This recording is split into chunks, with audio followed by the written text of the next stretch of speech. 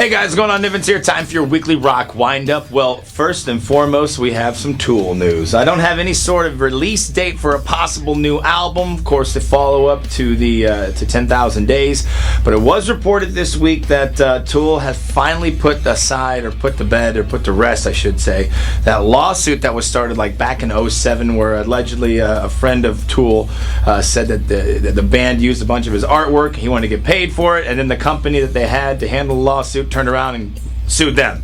Adam Jones basically equated it with, let's imagine you have some car insurance, and you get in a car wreck, and you have your insurance take care of it, then they decide to sue you because the car that you're driving, they say they're not going to cover it. Basically was a long, drawn-out ordeal. I mean, this thing started back in 2007, so hopefully this means that we'll be able to see something happen by summer, midsummer, late summer, or end of summer.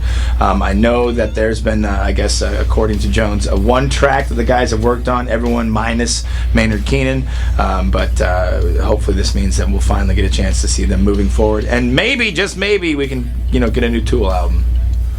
Well, in previous weekly rock wind-ups, I've told you about the Bessie Smith biopic where Miss Queen Latifah will be performing as the late, great Bessie Smith. We finally got a trailer, the first trailer, a little behind the scenes of what's going on there, and a release date for when that will appear on HBO, May the 16th. I am a huge fan, obviously, as you know, of the blues and of Miss Smith, so I'm looking forward to seeing what Queen Latifah can do as Bessie Smith. Well, it's reported this week that Stone Temple Pilots with Chester Bennington will no longer be called Stone Temple Pilots with Chester Bennington. It's just a really long name to put on the marquee.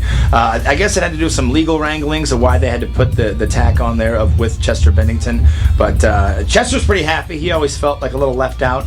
Those guys, of course, working on a new album. I follow up to 2013's High Rise EP. As for Scott Weiland, former frontman for STP, he, of course, is going to be putting out his solo album, Scott Weiland and the Wildabouts Blaster, at the end of this month. Now, it's been said size matters, and Zero Freitas down in Brazil has proven that he has the biggest one. His actual name, his birth name is Jose Roberto. He is the man that owns over 5 million records. He has over 5 million vinyl. He has been collecting them ever since he was young. He's pretty much like a grandpa stage now in his life, but his goal is to take all the vinyl, catalog it, and be able to have it available to listen, to stream online. I watched the video the BBC did, a little special on him, and it's pretty intense, man. I thought I was pretty cool with having like 500 vinyl. This guy's got 5 million. And to close out your weekly rock wind-up, speaking of vinyl, music, and whatnot, Devil Wears Prada have returned to Rise Records. They're going to drop an EP, Space, in the summer of this year. Rammstein vocalist Till Lindemann going to be working on a new project simply called Lindemann. They have an album coming in May, Skills and Pills. Of course, Rammstein is on a hiatus right now.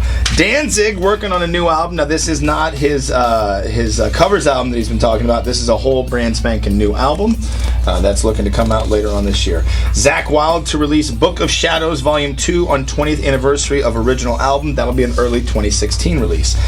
Speaking of Scott Weiland earlier, Art of Anarchy, which was a band that he teamed up with Bumblefoot, as well as John Moyer from Disturbed. They're looking to drop their debut album in June. Weiland, however, is saying he's not going to be going out on the road with these guys, but you should check them out when they go out on tour, because they're pretty fun. So I don't know who they're going to get to be frontman for that.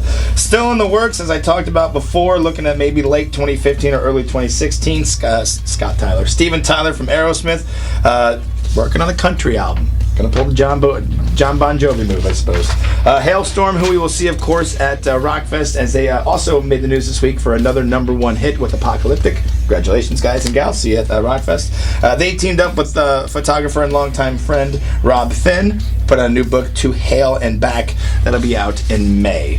What else? Everything you've ever wanted to know about AC/DC is going to be coming out. AC/DC Facts, all that's left to know about the world's true rock and roll band. That'll be at the end of this month on the 31st. And The Circle, the latest Sammy Hagar supergroup with Van Halen, bassist Michael Anthony and Jason Bonham, as well as longtime Wabos guitarist Vic Johnson, will release their debut album, At Your Service.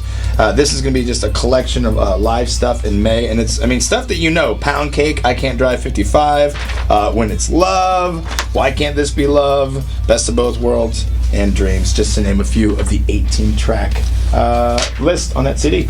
I'm Nivens. Thank you very much for tuning into Weekly Rock Windup. If you have no plans on Friday or Saturday, might I recommend you come out and witness a tribute to the Doors. As many of you know, my girl Danger Alex is in a burlesque troupe, and they are going to be paying tribute to the Doors tonight and tomorrow night. The Buffalo Room, which is basically the backside of Westport Flea Market. A little side note, they do serve food, which makes them a restaurant, which means 18 plus. So for you kids that are under 21 trying to figure out something cool to do, there you go. I'm Nivens. Thank you very much for tuning in to Weekly Rock Windup. Peace. I think I pulled a piece of fuzz out of my pocket.